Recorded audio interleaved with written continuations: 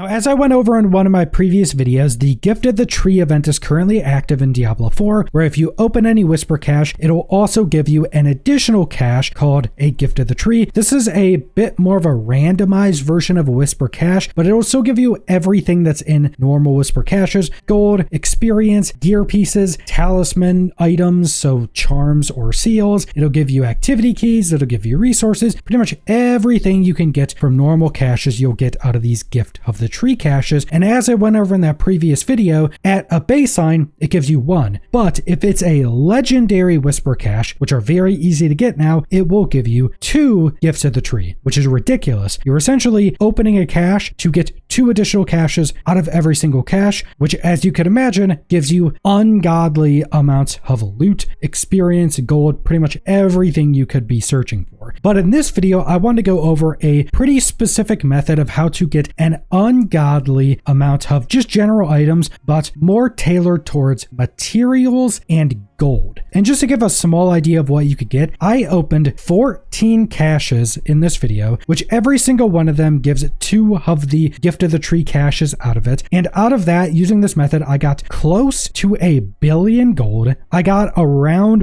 1.5 Paragon levels, and I'm over 270 Paragon. So that's pretty ridiculous. 14 caches doesn't take super long to get. I got untold amounts of materials. I got a ridiculous amount of activity keys. In fact, I got 1 mythic Undercity key, and I got enough legendary armament keys to make a 2nd mythic key. I got ridiculous amounts of sigil dust and just tons of additional items as well. Now, there's a few prerequisites to make this farm incredibly strong. First off is going to be your talisman, and I went over this in a previous video, but TLDR, if you put legendary seals into the Haradrim cube and use that to craft into a new randomized seal, you can get this roll right here, which is up to 906% increased gold drop rate if you're using the practice technique set. So that is an absurd amount of gold drop rate increase. 900% is absurd. Torment 10 gives you 300% increase, so that's 1200% just from those 2. Then you can use the 3 set of practice technique, which will be another 25% increased gold find, over 925% just from mixing these. And then on top of it, since this is material focus, you can also get random affix rolls that increase your crafting material drop rate from any charm in the game. So just go through all of your charms and see if you have crafting material drop rate and see any of the rolls you have and put those on as well. So you want your seal with your gold drop rate increase, you want your 3 set of practice technique, then in your other empty slots for charms, just put any crafting material drop rate increases into that. If you're looking more for gold, you can also get random affixes that are gold drop rate increases as well. So you can also just get those if you want more gold. But I think the crafting material drop rate is actually better than getting the small amount of increased gold from the other charms as well. Now, on top of this prerequisite, you are also going to have a different Tree of the Whisper skill tree setups for farming the Whispers and then for opening the Whispers. So for farming your Whispers, when you have 7 points, you're going to want to get this setup right here. So the first node is a tree only offers 1 Whisper cache option now. Then the second node makes that one offer always be material collections. So this is primarily going to be things like salvage materials, things like gem fragments, and things like gold caches. Now, a really important part of this is that even though you only have 1 option, it will always be a legendary cache. So that means every single one of the caches you open up will give you 2 Gift of the Tree caches. So keep that in mind. This is a very important node to pick up, specifically when you're going for material, as we mentioned, or gold. Then we have Chaotic Favor. Completing a Whisper is a small chance to award a collection of chaos. Now, when this procs, it gives you all of the loot on the floor. It doesn't give you a normal Whisper cache, but that Whisper cache that spews all the loot on the floor will also give you a Gift of the Tree when this event is active. So that can just be more Gift of the Trees. And then Resplendent Favor. You don't need this when farming, but when you open up a Whisper cache, has a chance to give you a Resplendent Spark. If you don't have 7 points, don't take this because you want to go into this right side here. So completing a Whisper is a chance to trigger a Whisper ambush, and the enemies have a chance to burst out a collection of chaos when slain. Like I mentioned, that collection will just be loot on the ground, but when this event is active, it'll also give you another Gift of the Tree. Then Colossal Foe. These ambushes can be bosses, and the bosses will spew out a greater collection of chaos when slain, and that will again spew out the loot on the floor, but because that's a legendary collection of chaos, it will give you 2 Gifts of the Tree. Then the final upgrade, if your build is strong enough, you could take this one. It now has a chance to spawn Varshan from the ambushes, which will just give you an ancestral collection of chaos. Now that will still spew loot on the ground and it'll be better loot, but it won't give you more Gifts of the Tree. And Varshan is absurdly highly tuned out of this ambush. He's much stronger than the one you'll go face as the ladder boss. So keep that in mind. If your build is maybe not super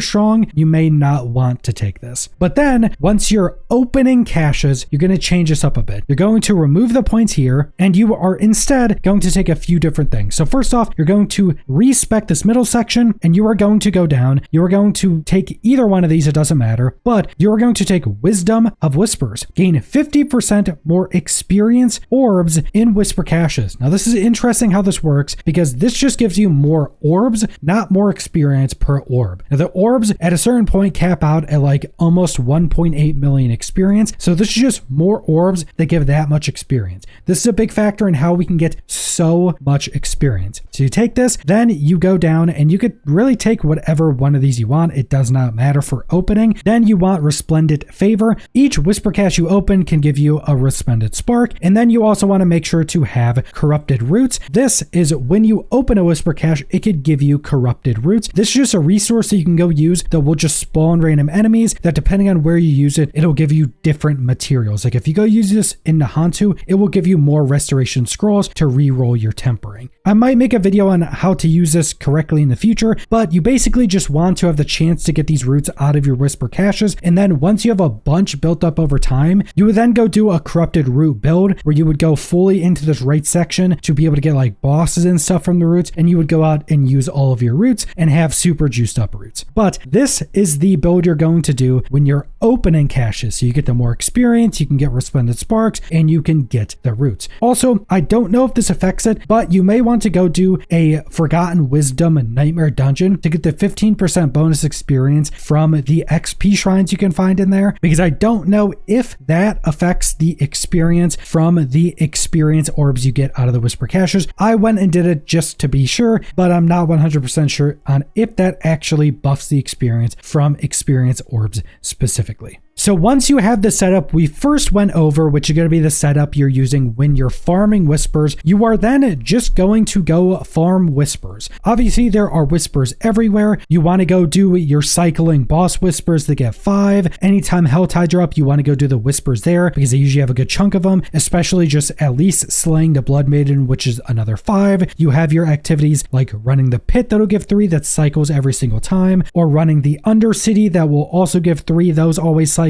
You have your Infernal Hordes, which you can do that will always give you 3 in those cycle. You also have your PvP zones. I've recently done them, but PvP zones will have a 5 Grim Whisper and these 3 Grim Whispers. So you could go there and get a bunch of Grim Whispers pretty quickly. And then you just have all of the random Whispers everywhere. Like there'll be different sections that have a bunch of Whispers like here. Scovos is completely filled. Like just this area right here, you have legitimately dozens and dozens of Whisper objectives. And then if you want to even do more, you can just run to all of these dungeons that have Whispers on them, because every single one of these dungeon icons here, go up here, pretty much every single zone will have a dungeon Whisper in them. Now, this doesn't mean these are all nightmare dungeons or that you'll have keys for them. If you have a key for that dungeon, it will show on the key or any of your activity things that have it. Like for instance, on these Infernal Hordes runs, it does show it's a Grim Favor. So if you have a nightmare dungeon key for that, you could teleport to it. If you don't have a nightmare dungeon key for that Whisper, you just have to ride to the location. And also keep in mind a bunch of places you can teleport to. Like for instance, right here, you could teleport to Grigori, and this dungeon right here, I've had a bunch of times where this is a Whisper objective. So I can just teleport to the Grigori dungeon, then just leave out of it, and it puts you right here, and then you can just walk into the dungeon. Use all of the different teleport locations you have access to. You could get to these dungeons pretty quickly, complete them very quickly, and get 5 Grim Favor. divers